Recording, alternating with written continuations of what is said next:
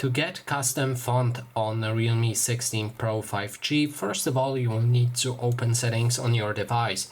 Next step is to scroll down to the home screen, lock screen and style.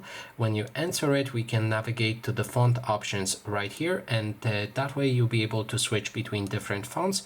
If you want to get a custom one, click on more. That way it will open your font store. You can find whichever one you like, and keep in mind that some of them will require payments. If it says free, then it's free. If there's price, that way then you will need to pay for it. So we're gonna go for example for this one.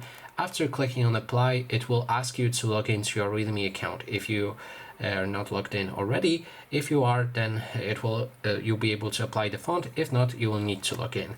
After logging in, you'll be able to click on apply to add that font. And that is basically everything. Thanks so much for watching.